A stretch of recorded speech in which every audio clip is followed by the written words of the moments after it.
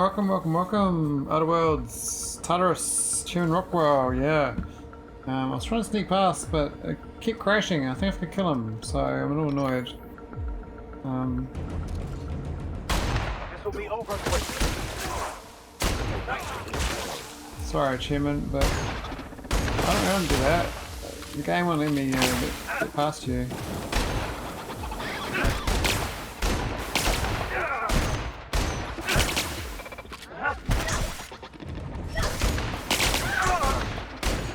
Looks like this one's a much tougher.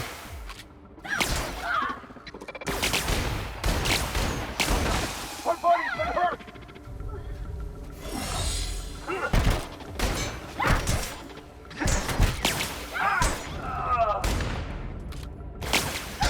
Let's punch him, man.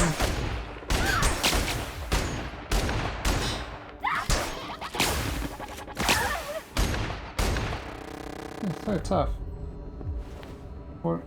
Poor Chairman. Reminds me of Chairman Mao.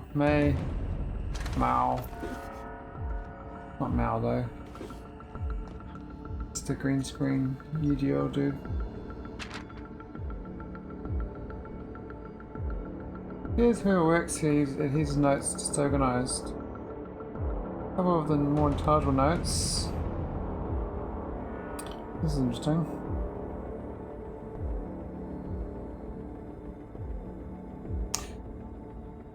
Concept badges, reprint badges, change managed locks, all new locks. Revalidate lockdown procedure, update document authority. Intake, under over weekly, bottles, cigars, systems. Cameras, trying to get straight with Americans' orders, everything's made. Hey, Riddles, what's going on? Oh yeah, there's that camera mission I didn't finish. I didn't find the guy again. Maybe that is joking. Security ramping up, struggling with it's 5 minutes down here.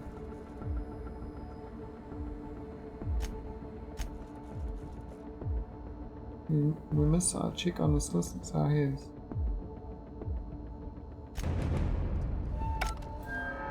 Oh, got the green top.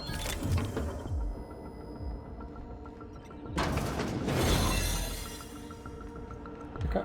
Oh, there we go. Kind of walled this area off, which won't let me get through.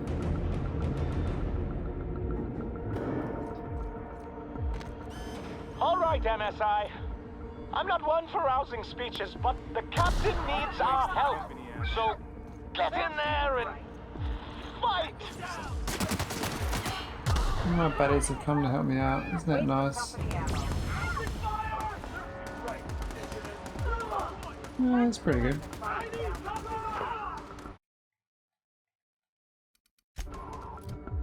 What's my buddy's got now? I got a bit of armor.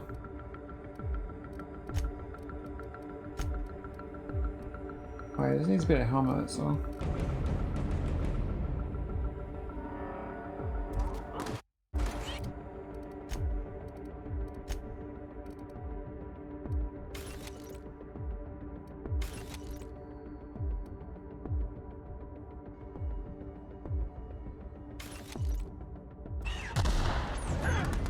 Waste of company ammo. Oh, man.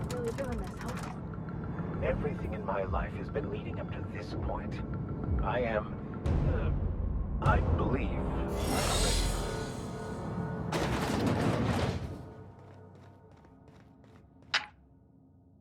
Oh, hey, board chairman. Captain, Oh, wait. you have an uncanny talent for complicating my life.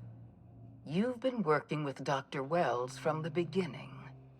When we moved to arrest him, he was prepared. I lost good soldiers in the attempt. You've disrupted the balance of power. You've upset the natural order of things. You've introduced uncertainty, and there is nothing I despise more than uncertainty.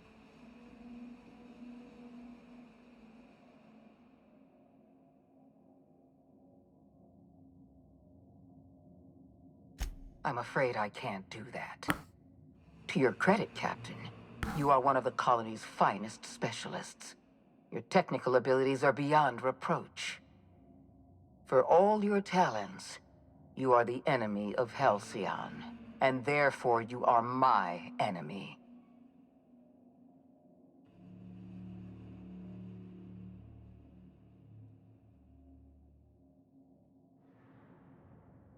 Our partnership is behind us.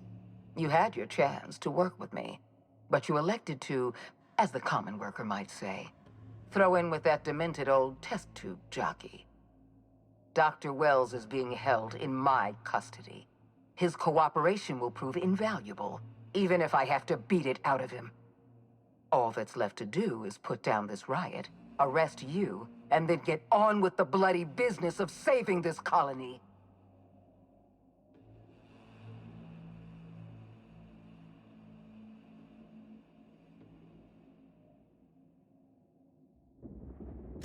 Fair enough. I'm giving you exactly one chance to parley with me. Ooh, that's real high. You were the finest agent I'd ever had. I believed we would save Halcyon together. But I was wrong. You wander the system, doing as you please, answering to no one. Your mere existence throws Halcyon into chaos. I simply can't have that.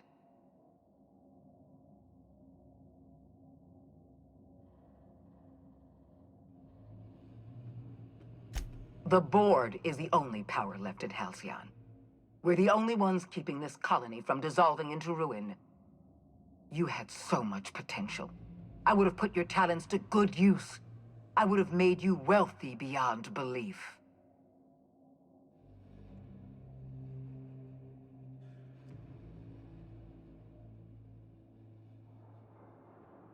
I'm not in the business of working with my enemies, and you've made your loyalties abundantly clear. You were always an unknown variable. I tried to recruit you, but you threw your lot in with that madman, Phineas Wells.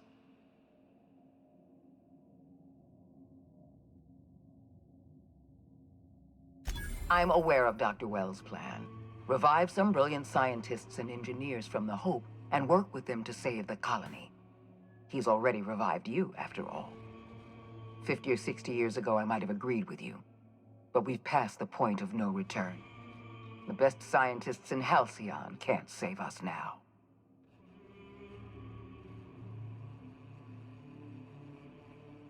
I appreciate your confidence, Captain. But so long as you're allied with Dr. Wells, we can never work together. I haven't given up on the program yet. You've caused some complications, but I can improvise. I can fix this. I haven't lost control of the labyrinth yet. Our security system is still operational. I can still put a stop to you. I have to get my Intimidate up. This prison is equipped with an automechanical warden. I've had it programmed to eliminate you on sight and rinse your remains down a drain. And don't worry. Last save. First save. What is it? I don't know. I'll try that one. I'll bump my, well, I'm supposed to be the Intelligent Charmer, so I probably should spend my skill points before I finish the game. So I can actually do the skill check. We've got like 5 perks available as well, but I don't really need them.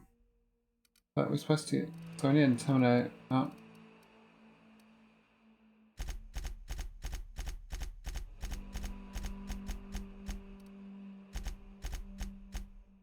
Not sure about lying. Might have to do without that. The science will be fine.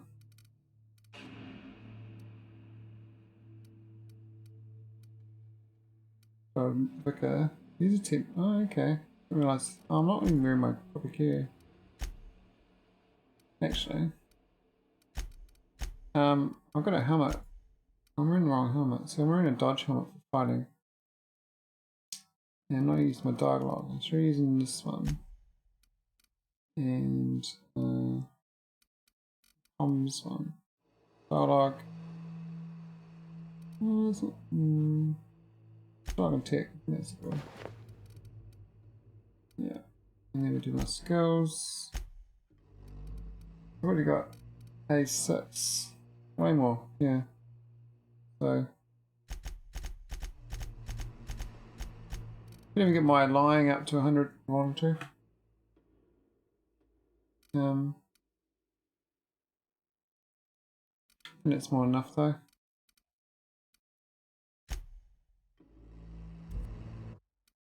Let's make a sad game. Which is chickadee. Captain, you.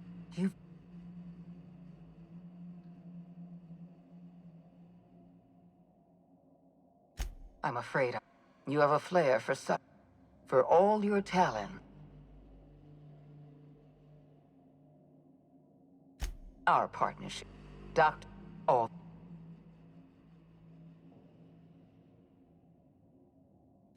fair enough.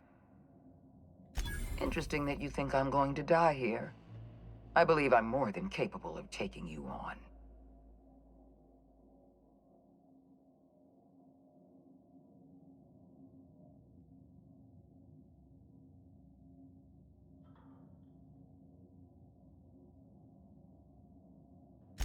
So full of confidence as always.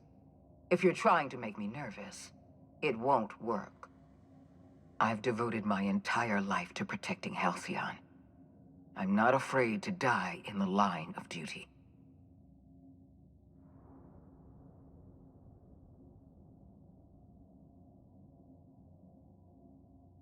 Don't you think I know that?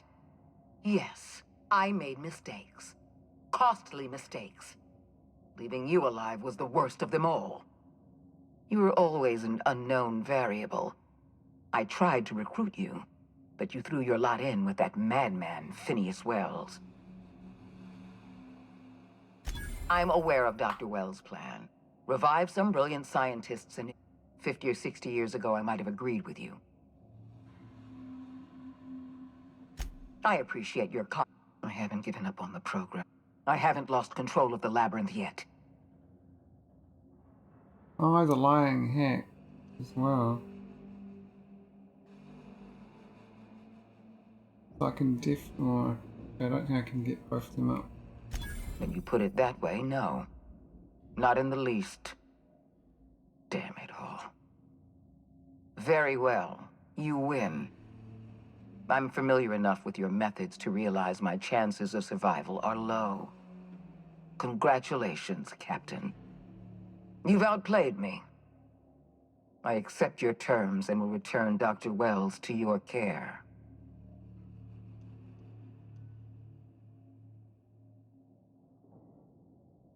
I just hope you've made the right decision.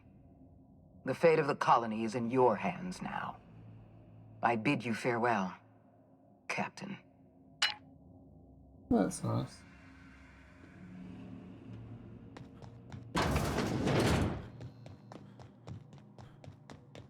The Mammon and me.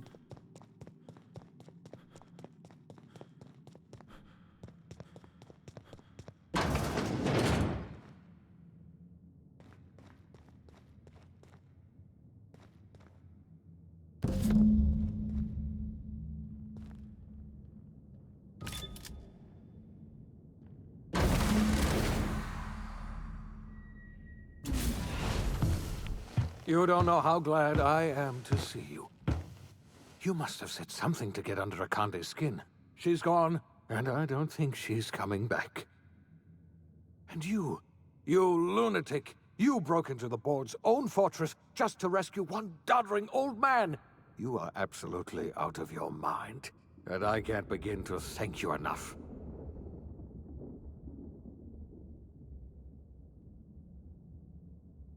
Ah, all in a day's work for you, huh?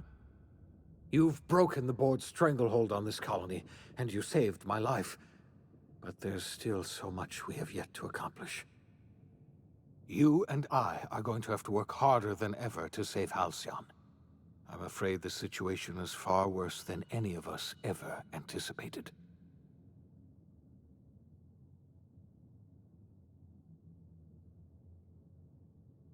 I would like nothing more than to celebrate this victory, but we have a serious problem on our hands. Earth has gone dark. We haven't received a single message in 3 years. There's been no communication, no signals, nothing.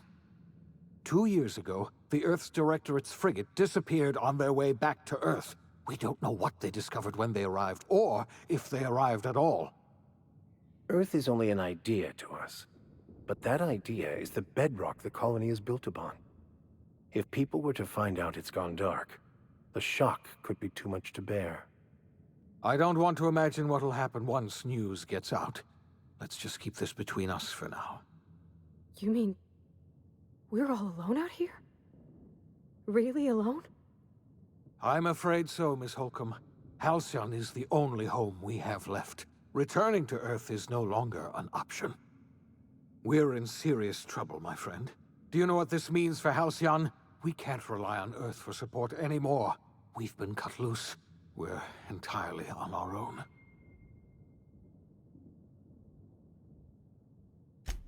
Yes, we do. You've done a marvelous thing. You've succeeded where anyone else would have failed, including me. We must begin the revival process immediately, starting with the Hope's brightest minds, and then we're going to fix this damn colony, one problem at a time. We're going to need a leader, and I can't imagine a better person for the job than you. What do you say, old friend? Will you help us?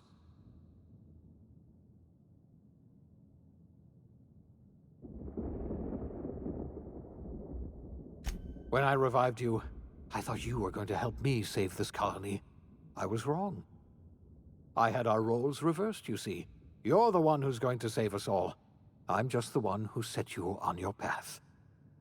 You're the best thing to ever happen to Halcyon. If you want to take it upon yourself to lead this colony, you have my support. We're not a colony any longer, are we? Our last connection to Earth has been severed, and so we have been set free. Our future is uncertain, and no one knows what tomorrow holds. Exciting, isn't it? Is that it? The OSI teaches that everything in the universe happens according to the grand plan. But the stranger that arrived in Halcyon was an unplanned variable. From the moment he landed in Emerald Vale, his actions altered the course of history. The events on Tartarus brought about the end of the board's authority. But the board's mistakes would haunt the colony for decades to come. The damage they left behind would require the work of a generation to repair. Dr. Phineas Wells began reviving a handful of the Hope's colonists. Engineers, scientists, technicians, and intellectuals. They were among the brightest minds the Earth had ever sent out into the stars. The Hope scientists and engineers woke up in a colony descending headlong into total collapse. With no way to return to Earth, they had no choice but to band together and devote themselves to the cause of saving Halcyon. The people of Halcyon were nothing if not hardy. In the absence of the board's authority, many of the colony's settlements banded together with a single purpose in mind: survival. Life was especially hard in the years to come. Some towns dissolved by attrition and starvation, but most of them found a way to carry on. In the years to come, Halcyon was forced to reckon with its newfound freedom.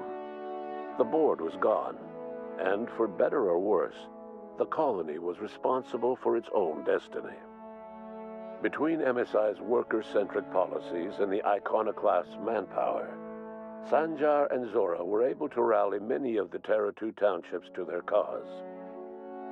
MSI's workforce swelled, and the iconoclasts enjoyed a significant surge in their ranks.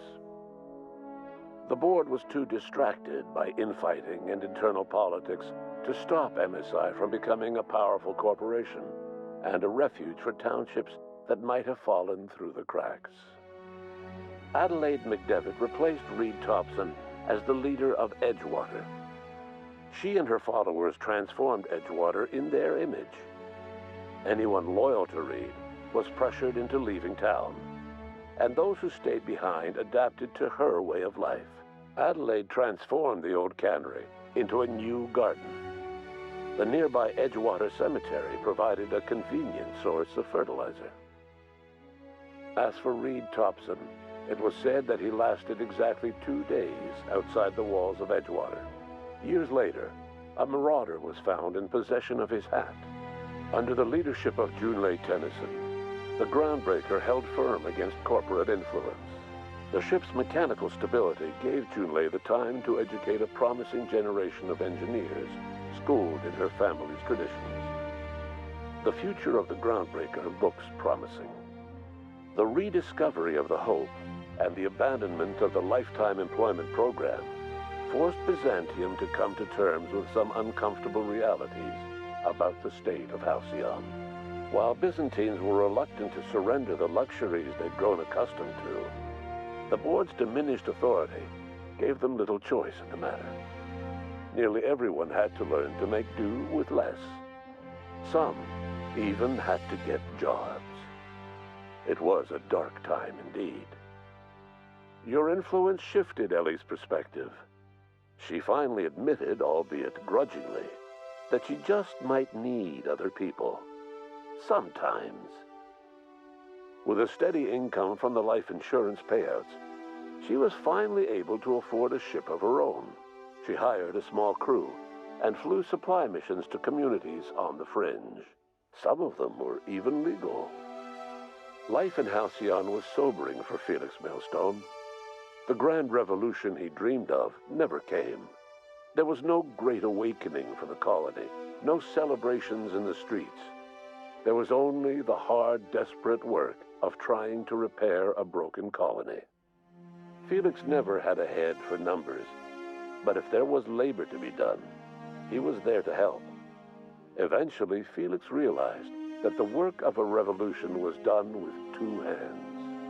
As much as he enjoyed his adventures aboard the Unreliable, the vicar, known as Max, eventually decided that it was time to move on, to live out the life he had sought so long to create. He knew there were many in the colony who carried burdens much worse than the ones he had struggled with, and he devoted himself to easing their suffering wherever he could. He only ever took up arms again to defend the defenseless.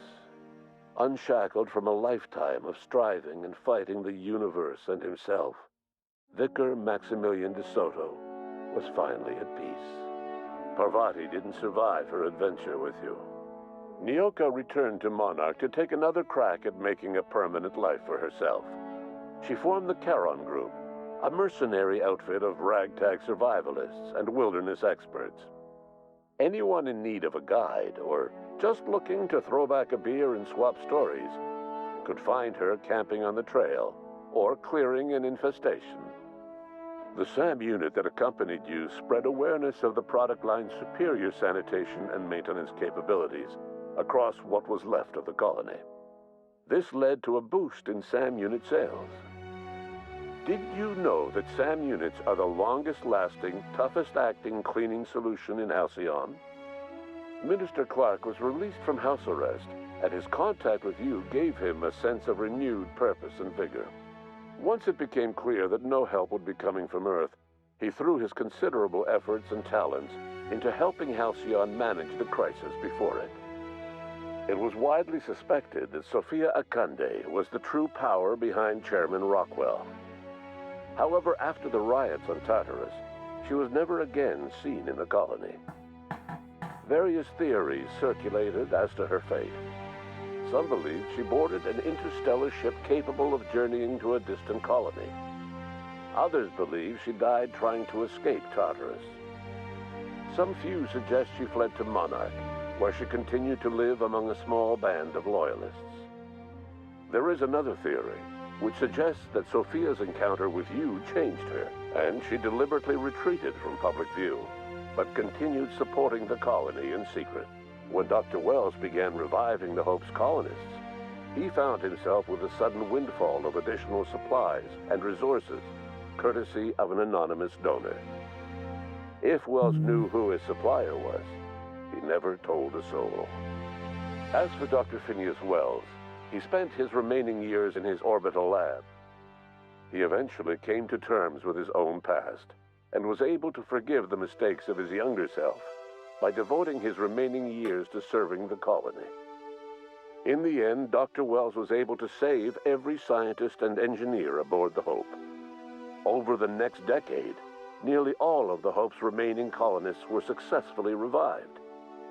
Halcyon saw a period of rapid technological and scientific advancement. Breakthroughs in dietary supplements saved the colony from starvation. Geoengineering projects and social reforms began to change the structure and character of the colony. Dr. Wells laid the groundwork for the project to save the colony, but he would never live to see the fruits of his labor. He passed away a few years later. His work was carried on by the scientists and engineers he revived.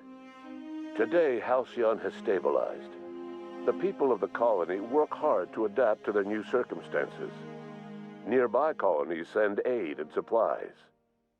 Life will never be easy in Halcyon, but for the first time in its history, there exists a sense of real, genuine hope about the future. And what about you, the unplanned variable in the history of Halcyon? Long after Wells passed away, you carried on his work with more energy, determination, and brilliance than he could ever muster.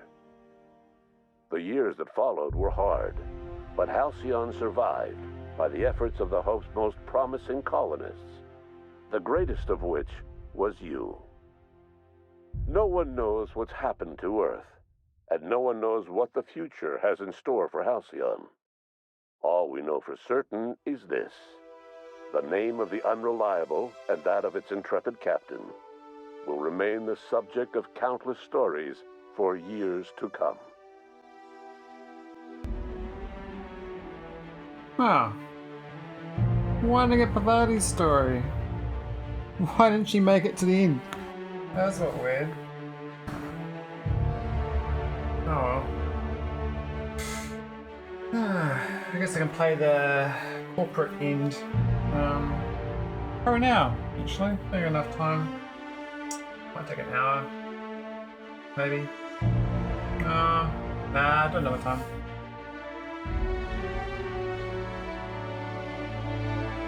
Good playthrough though. 20 hours, I think it's like 36 or something. Maybe this, maybe. My save game.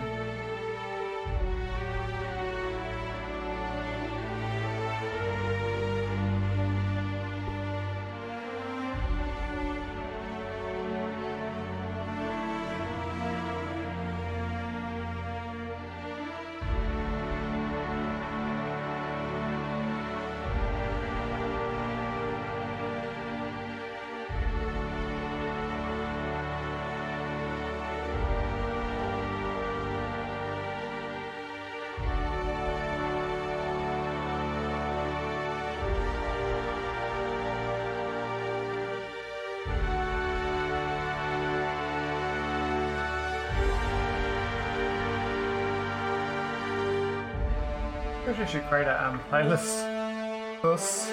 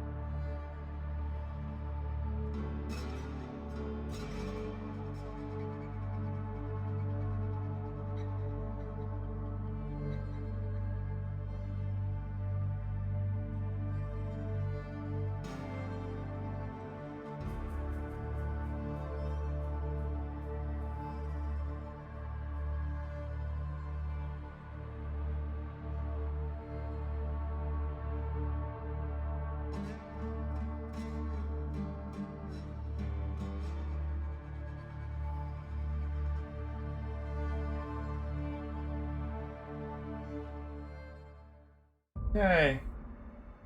Game over. GG.